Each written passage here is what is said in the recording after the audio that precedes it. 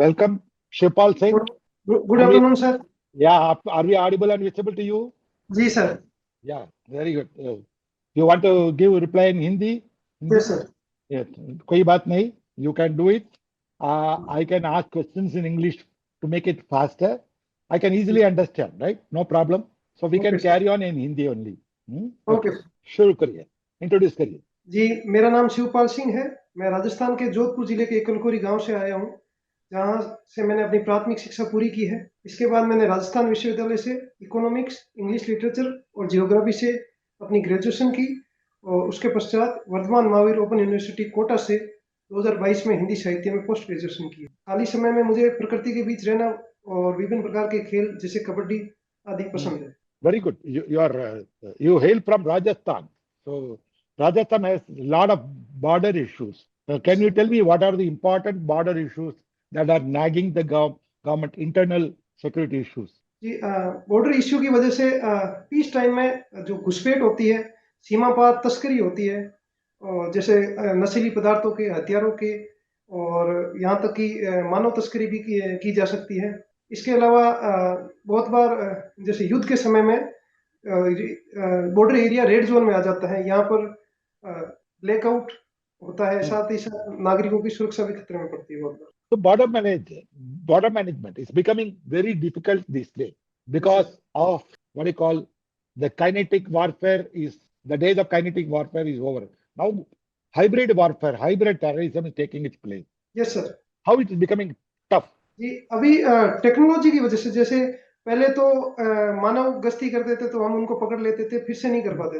अभी वो ड्रोन भेजते हैं, तो ड्रोन को पकड़ने से हम सिर्फ वो चीज पकड़ पाते हैं, लेकिन उसके हैंडलर को नहीं पकड़ पाते। और इसके साथ ही जो अभी यूएवी ड्रोन के साथ साथ अभी इसके जी ये मेन प्रॉब्लम आई है। और देखो है कंप्लीट करिए। मेन प्रॉब्लम टेक्नोलॉजी एडवांसमेंट जो लगातार वो कर रहे हैं, ये है। और बाकी सर जो आपराधिक संगठन जो अपराध है संगठित हो रहा है, वो भी समस्या हो रही है। Quite a lot of the drones are used for drug, fake currencies, etc. So we need to have an anti-drone policy or a doctrine. Do we have one? मुझे पॉलिसी के बारे में नहीं पता है, लेकिन जो डीआरडीओ है वो ड्रोन के लिए, एंटी ड्रोन पॉलिसी के लिए सर ड्रोन पॉलिसी जहां तक मेरी जानकारी है, जैसे कुछ इलाके हैं जैसे संवेदनशील इमारतें या फिर बॉर्डर एरिया, वहां पर आप ड्रोन नहीं उड़ा सकते हो। ये नो ड्रोन एरिया घोषित किया जाता है sir. Have you heard about इंद्रजाल? इंद्रजाल yes. जी, ये मैंने सुना है कि ये एक, जो मेरी सीमित जानकारी में, कि ये डिफेंस में ड्रोन और जो यूएवी है इनको रोकने के लिए, और इनकी जो इंफ्रारेड या रेडियो वेव को रोकने के लिए इनका इस्तेमाल होता है। Yeah, because it is very difficult for our forces alone can do it for handling the drones, because there are quite a lot of coordination will be required. So kindly go to the MHA website. You will see this Indrajal. You ask for this Indrajal. So there is a Indrajal. What is this doctrine? Everything you can learn from that. Okay. Fine. Okay. Then your father is working in government service. जी sir, teacher. क्या करते हैं? Teacher है sir. Teacher, अच्छा. So school education, every state has some problem regarding enrollment, maintaining the dropout, getting the quality education. जी sir. What are the issues and how to handle it? सबसे पहले issue है कि जो ग्रामीण या दुर्गम इलाके हैं, वहाँ पे जो नामांकन या इनरोलमेंट ही नहीं करते हैं, क्योंकि स्कूल दूर दूर है। इसका समाधान है कि स्कूल सही जगह पे लगाए, और टीचर को ये दायित्व दी जाए कि आप इनरोलमेंट नामांकन लेके आए। और दूसरा सर, इसमें ड्रॉप आउट की भी दर है, क्योंकि लोग आर्थिक रूप से सशक्त नहीं है। वो चाहते हैं कि हमारे साथ साथ हमारे बच्चे भी कमाने लग जाए, थोड़ी हेल्प करें परिवार में।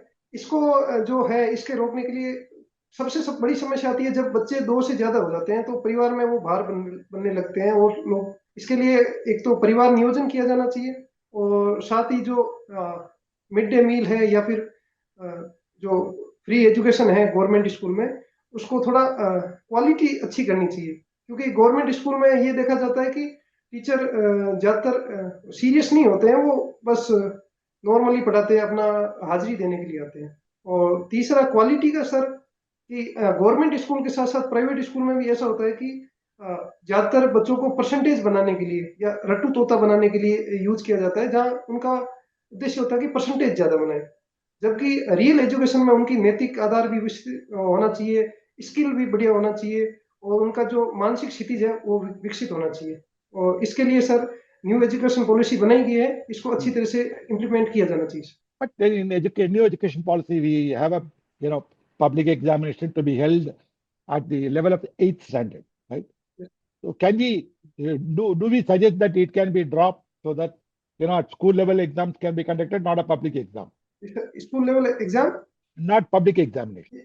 पब्लिक तो public एग्जामिनेशन examination जरा टफ हो जाता है, right? तो दिक्कत नहीं हो जाते हैं। सर, ये ठीक है टफ होना, लेकिन दिक्कत क्या होती है कि स्कूल में वही टीचर पढ़ाते हैं, वही उनको जांच करते हैं, तो उनका जो वस्तुनिष्ठ मूल्यांकन है वो नहीं हो पाता और उसमें बायसनेस आ जाती है। तो जरूरी है कि एक स्तर पे जैसे 10th और 12th में पब्लिक एग्जामिनेशन होना अच्छी बात है। I know recently, today newspaper you would have seen there are some issues. Minorities are being targeted in Bangladesh. Will it have impact on our internal security? Bangladesh में minority पे आक्रमण Yes. से, Yes. जी sir, हाँ जी sir, इससे होता है। पहली बात तो कि जो माइनॉरिटी वहाँ पे Did you read the newspapers today? मैंने सर अपना जो लोकल न्यूज़पेपर है वो पढ़ा है, उसमें इतना ज्यादा दैनिक जागरण, दैनिक भास्कर, दैनिक वो Bhaskar. There is another. I referred them today, though my knowledge is very poor in Hindi. I read them. Okay, fine. Tell me. Ji sir, minority वहाँ पे अगर जो उनके साथ अत्याचार होते हैं, तो यहाँ पे भी बहुत बार होते हैं कि जो बहुसंख्यक हिंदू है उनके मन में विचार आता है कि हम हमारे भाइयों के साथ गलत हो My रहा है, तो question हम is how it will affect why it happens. No, I'm not asking why it happens. How it will affect our internal security. Sir पहली बात तो वहां से बांग्लादेश से शरणार्थी की समस्या बढ़ सकती है, खासकर असम और बंगाल में, पश्चिम बंगाल में, तो उससे वहां के जो है लोगों में वहां की सुरक्षा प्रभावित होती है। Okay, you also studied economics, right? Today there is the inflationary trends are witnessed. What are the reasons? इसमें सबसे बड़ा रीजन तो जो ईरान इजराइल अमेरिका युद्ध है, इसकी वजह से जो एनर्जी की जैसे पेट्रोल डीजल गैस की प्राइसेस बहुत बढ़ गई है, तो ये पूरे इकोनॉमी को प्रभावित करने की क्षमता रखता है। जहां पर कृषि में देखें तो फर्टिलाइजर्स उनकी रेट बढ़ गई है और उनकी जो आपूर्ति श्रृंखला है वो भी खत्म हो गई है, और जो जहां पर माल की ढुलाई हो पेट्रोल डीजल, उसमें सब चीजों में सर इन्फ्लेशन इसने बढ़ा दी है। Very good. My last question to you: what is the policy of the government in inducting women in the paramilitary forces, CAPF? जी सर, गवर्नमेंट सीपीएफ फोर्सेज में महिलाओं को बढ़ाना चाहती है, लेकिन पॉलिसी मुझे सर इतना पता नहीं है। Policy है. Read your MHA website. So there is a policy being given. What is the percentage to be taken at the entry point is also being given. Just go through that. Thank you. What is that? Yes, Shivpal Singh, good afternoon. Good afternoon sir. So you are from Rajasthan. Yes sir. So long border, yes sir, 1070 की। 1070 kilometers. Yes sir, So how many districts are there? Border districts? 5 district sir. 5 districts. Okay. There used to be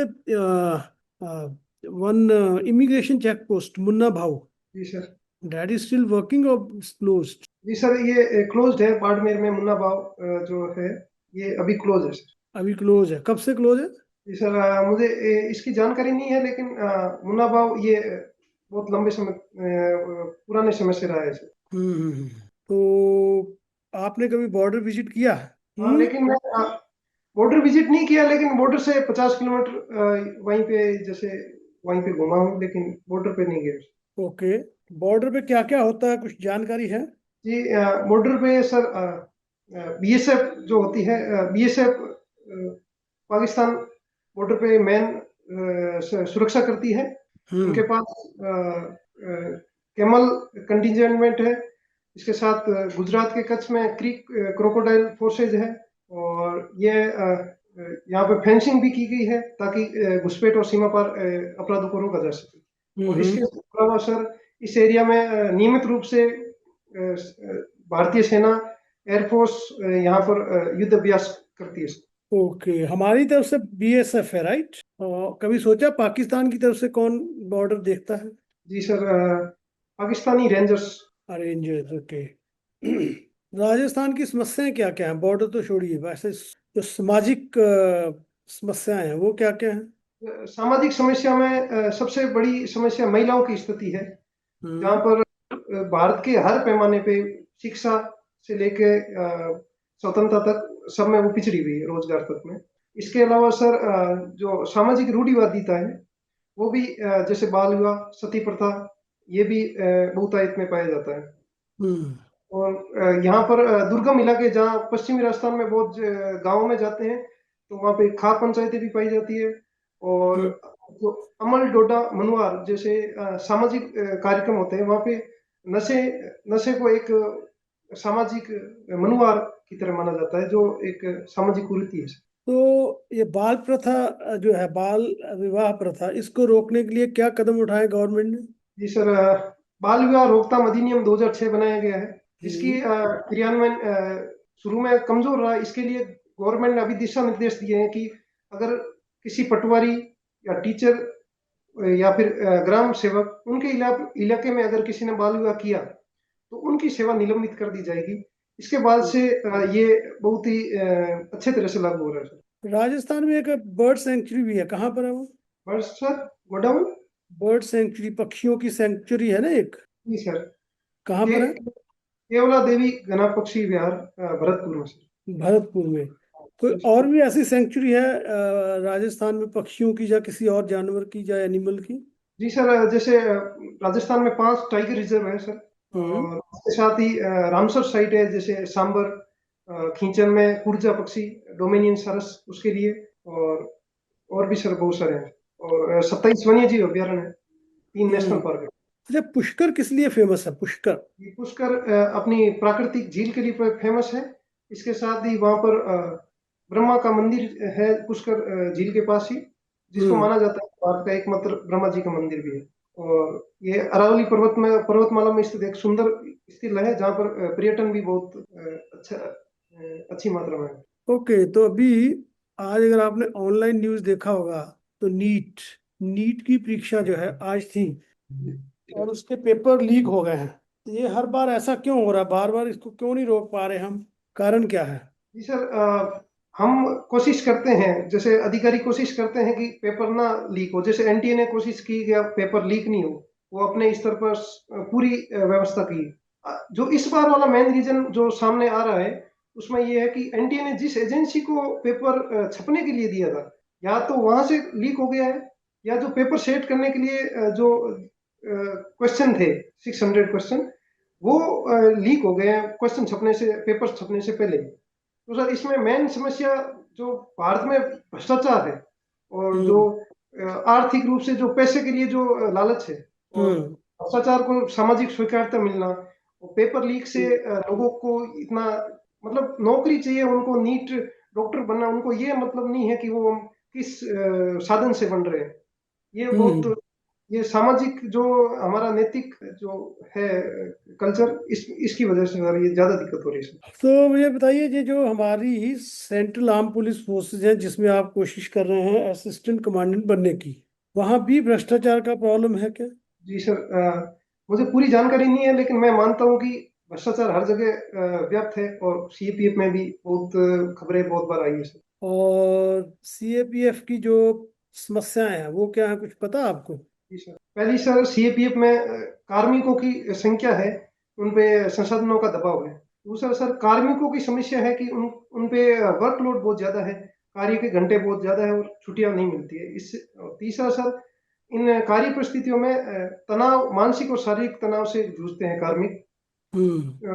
और चौथा sir, जो border forces है, वहाँ पे जो घुसपैठ या फिर जो लगातार बढ़ती है, ये लगातार बढ़ रही है, और इससे टेक्नोलॉजी लगातार एडवांस करने की जरूरत होती है, लेकिन बजट इतना नहीं मिल पा रहा है। हम्म। कौन सी टेक्नोलॉजी आप रेकमेंड करेंगे बॉर्डर पे होनी चाहिए बॉर्डर का सर्वेलेंस करने के लिए? जी सर, टेक्नोलॉजी से पहले मैं चाहूंगा कि खुफिया एजेंसी बहुत इसमें बहुत पकड़ रखनी चाहिए। और हम्म। टेक्नोलॉजी सर, सीसीटीवी कैमरे जहाँ पर हो, और जो आजकल जो बॉर्डर फेंसिंग जो स्मार्ट कर रहे हैं कि उसमें अगर कहीं पे घुसपैठ हो रही है तो ऑटोमेटिक एआई के थ्रू पता चल जाए, वो होनी चाहिए। उसको बड़े एरिया तक विस्तृत करना चाहिए। और जो ड्रोन और यूएवी से तस्करी हो रही है उसको रोकने के लिए सर एंटी ड्रोन सिस्टम लगाया जाना चाहिए। तो अभी भारत जो है डेटा सेंटर बन रहे हैं भारत में काफी सारे, तो आपको मालूम है कुछ लोकेशन कहाँ डेटा सेंटर बन रहे हैं? जी साउथ इंडिया में बन रहे हैं, लेकिन मुझे सर एग्जैक्ट लोकेशन नहीं पता सर। तो इसकी समस्याएं क्या आएंगी? डेटा सेंटर जो बन रहे हैं इनकी कुछ समस्याएं होंगी? जी सबसे बड़ी समस्या डेटा सेंटर में कि भारत में एनर्जी क्राइसिस बहुत बार रहा है, और डेटा सेंटर बहुत बड़ी मात्रा में उनको एनर्जी चाहिए, बिजली चाहिए, वो हम्म समस्या है। इसके साथ ही सर जो डेटा सेंटर में अभी जो चिप है वो बहुत महंगी हो रही है, तो उनकी लागत वगैरह जो कंपनी है वो कितना विस्तार कर पाती है, इसमें भी समस्या होती है, देखभाल में भी होती है। तो साथ ही जो डेटा सेंटर है उनको कूलिंग के लिए जो जल है वो भी बहुत अच्छी मात्रा में चाहिए, वो भी जल संकट भी बढ़ सकता है। ओके, तो क्या डेटा सेंटर इंडिया में होने चाहिए या नहीं होने चाहिए? जी सर हालांकि कुछ पर्यावरणीय प्रॉब्लम हो सकती है, लेकिन जो इससे आर्थिक विकास होने की संभावना है और लॉन्ग टर्म में जो फायदे होंगे वो उसके लिए है कि डेटा सेंटर इंडिया में होने चाहिए। तो खास तौर पे जो इंडिया की जो इंफॉर्मेशन है वो तो इंडिया में ही होनी चाहिए, ताकि हमारी जो निजता की सुरक्षा हो सके, संप्रभुता की सुरक्षा हो सके। ओके ओके, कब है आपका इंटरव्यू? 22 मई को। 22 मई, okay, thank you so much.